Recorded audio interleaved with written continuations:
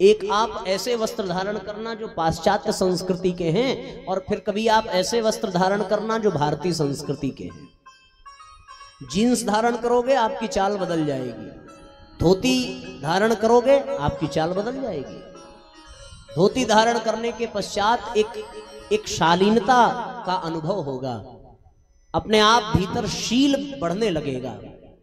और जैसे ही आपने जीन्स धारण की आपकी चाल बदल जाएगी। धोती में पांव धीरे धीरे बढ़ेंगे, जीन्स में को लंबा लंबा बढ़ाएगा, उसमें कभी उद्दंडता भी आ जाती है। असर तो पड़ता है वेशभूषा का, इसमें कोई दो राय नहीं है।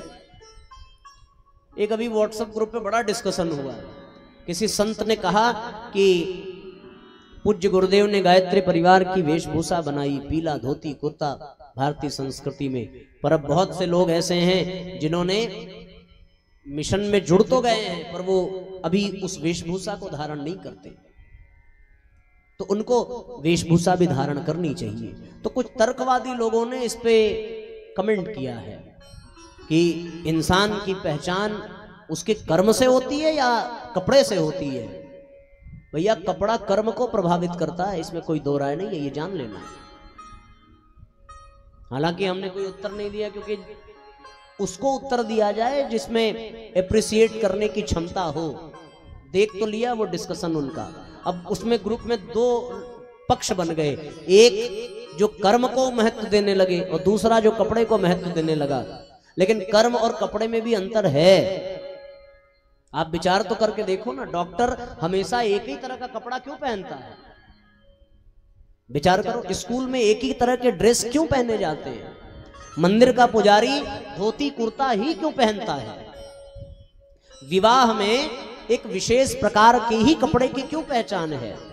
क्यों लहंगा पहनाते हैं? आखिर क्या वजह है कि साड़ी पहननी चाहिए? कुछ तो लॉजिक होगा। कर्म प्रभावित होता है कपड़े की वजह से। ऐसे नहीं था भारतीय संस्कृति में, पाश्चात्य जगत के लोग बहुत पहले शर्ट पैंट पहनते थे। कुर्ता पैजामा भारतीय संस्कृति की एक धरोहर है, धोती कुर्ता, उसका एक प्रभाव पड़ता है। लोग पहले के जमाने में क्यों गमछा लेकर के बैठते थे? उनके कंधे पर कोई उपवस्त्र अवश्य होता था, इसमें कोई दो राय नहीं है। कपड़े कर्म को प्रभावित करते हैं, वेशभूषा कर्म को प्रभावित करती है, ये आप जान लो।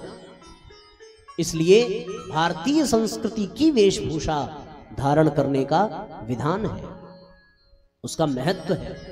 कपड़े का रंग भी आपके कर्म को प्रभावित करता है, ये जान लो। वो ठीक है कि आदमी कोई भी कपड़ा पहने, अंदर से सात्विक होना चाहिए, ये बात बिल्कुल सही है। हम भी मुंबई में थे तो सफर कर रहे थे, एक लड़की लगभग 25-26 साल की रही होगी, वो बिल्कुल वहां की वेशभूषा में, फटी हुई जीन्स और वहां की वेशभूषा में ट्रैफिक में रुके हुए थे। हमारी दृष्टि गई, अचानक से उसने जेब में से हाथ निकाली और ऐसे हाथ में लगा करके फिर से जेब में हाथ डाल के वो तुलसी की माला जप रही थी।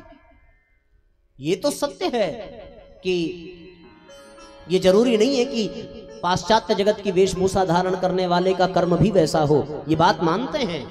लेकिन वेशभूषा का प्रभाव हमारे चिंतन, हमारे चरित्र पर अवश्य ही पड़ता है, इसमें कोई दो राय नहीं। वकील का अपना एक परिधान है, पंडित का, ब्राह्मण का एक परिधान है, क्षत्रिय का एक परिधान है, उसका प्रभाव पड़ता है। तो केवल ग्रहण मत करिए, धारण करिए। धारण करने से क्रिया शक्ति परिमार्जित हो जाती है, धारण कर लीजिए।